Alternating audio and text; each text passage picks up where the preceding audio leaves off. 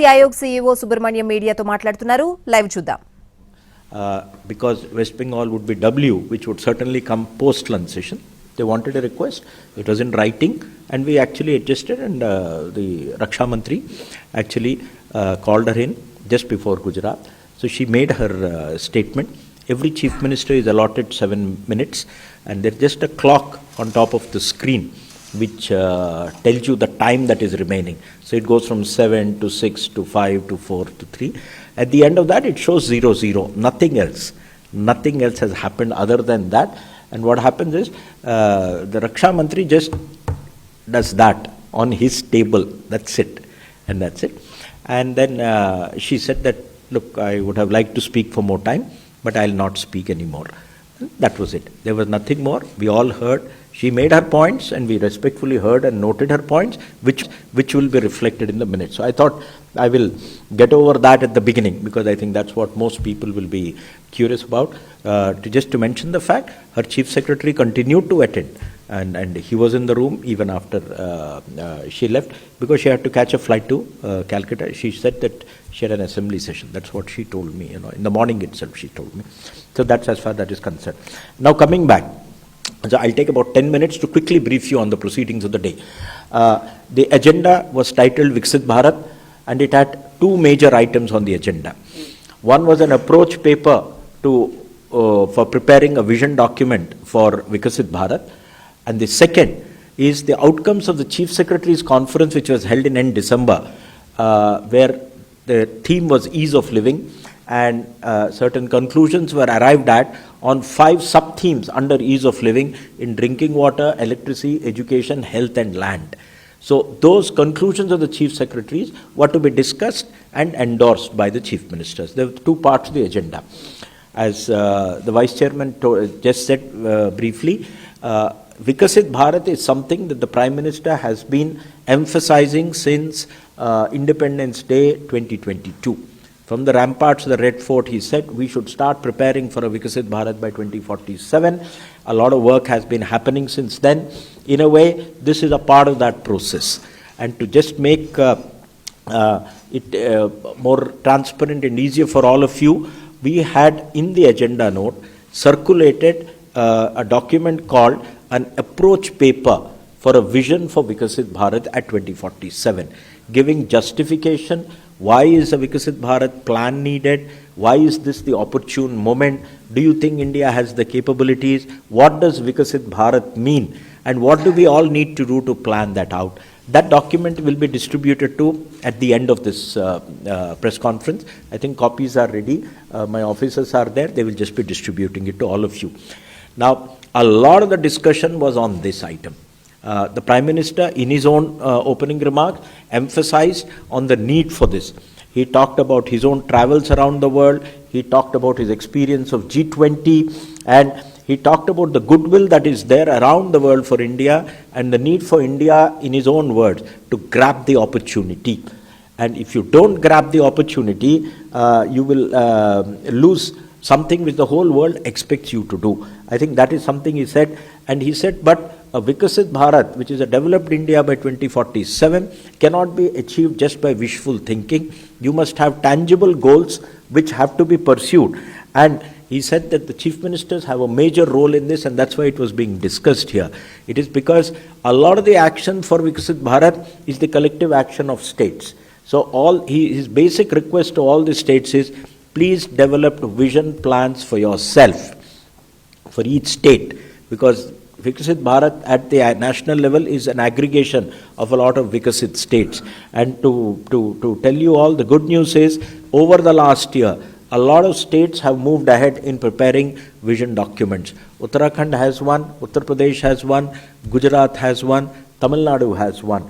In the pipeline, we have Goa, we have Madhya Pradesh, we have Chhattisgarh, we have Orissa, we have Assam, and we have a couple of other states also, Bihar, lining up to prepare vision documents. And I think he made it very clear, why does the aspirational district program or the aspirational block program succeed? It succeeds because it is clear, monitorable, with fixed targets. And if you have fixed targets, you know whether you are online or not. I think if you want to achieve Vikasit Bharat, you should have fixed targets. So he emphasized that please prepare vision plans where you have targets which are monitored. It may not be for this generation, it may be for the next generation. But it's important that you are on the path from now itself. I think that is something he said. And the second thing, and you will get it from the paper we'll be circulating to you, India has demonstrated its capability in actually setting a target and achieving it. Be it in sports in the Asian Games, be it in Chandrayaan, be it COVID vaccines, be it in science and technology, be it in G20, we have demonstrated our ability to leapfrog and deliver what we promise. The nation, the Prime Minister said, is bursting with energy, competence and confidence. I'm translating into English. See, this is what he said it, I was just noting the same, but this is the correct words. Confidence, energy and competence, it's all around. And it's the job of the leadership of the country at the national level and the state level to fulfill the hopes and aspirations of the people of India. And he said this is a golden opportunity.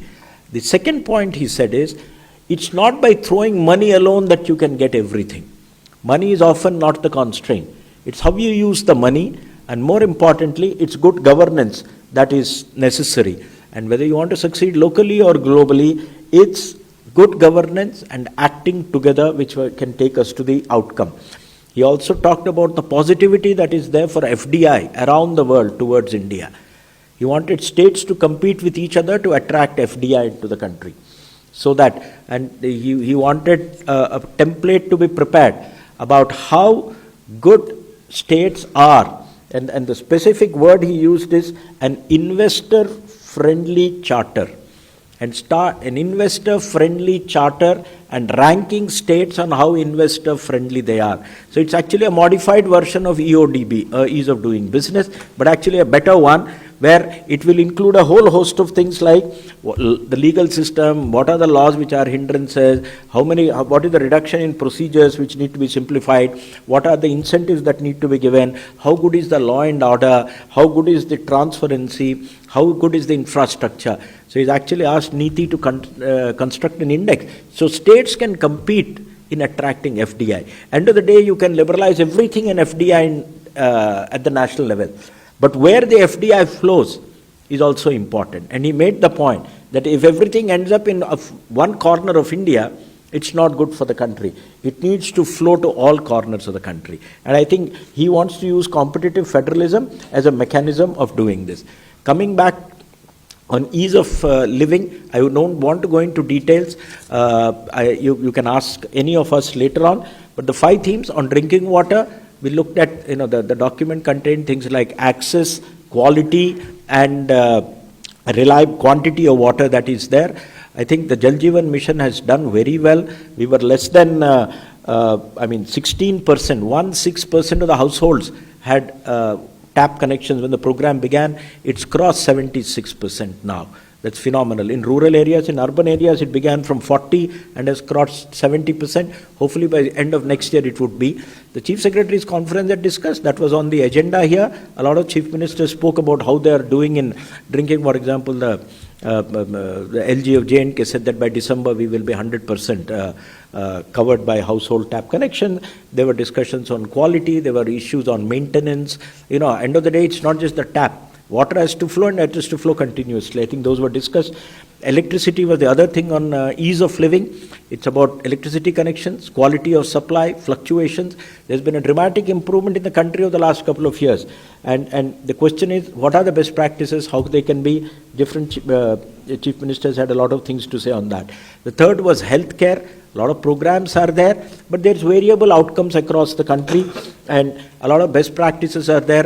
Tamil Nadu has something on trauma care, Andhra has something on family doctors, Arunachal Pradesh has something called medicine from the sky. They're using drones to deliver medicines in interior areas. So they were all there. There are a lot of challenges. This is one of the items. And on schooling, it was not on money and expenditures. It's about, is the school functioning? How easy to get admission? Why do children drop out between classes, and why don't they continue to higher education? So I think one of the conclusions which was put up to them was that there should be a unique AP, APAR ID. APAARID for school students. So the moment they fall out of school, doesn't matter any school, but they fall out of the system, you can track them back and bring them back into the system. I think that's a thing. And lastly, on land, there's a lot of things about, it's not about land, it's about ease of access in terms of transferring land, getting it registered, mutated and all that, and building permits. They were all there. So these were the large number of items that were discussed under ease of living. The Prime Minister just said a couple of things which are equally important. He talked about please strengthen districts and make them drivers of growth. In India, districts are the sizes of provinces in other countries. And our states, many of them are the size of countries. I mean, UP is bigger than Brazil, and so on and so forth. So you have to make districts as drivers of growth. He wanted states to, push. He mentioned about the threat posed by cyber security.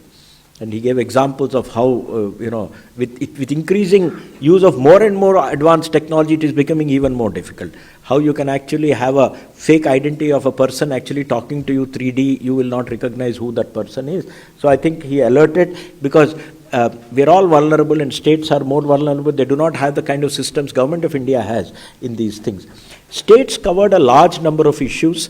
There were states which talked about the future, about how they are planning for the future. Some of them raised very interesting issues. An important point which was raised by some ministers, chief ministers, and responded to by him is the issue of demographic management. I'm using that word because it was used exactly that way. It is about the country actually aging. Your median age today is 28, 29. By 2047, it will be 38, 39.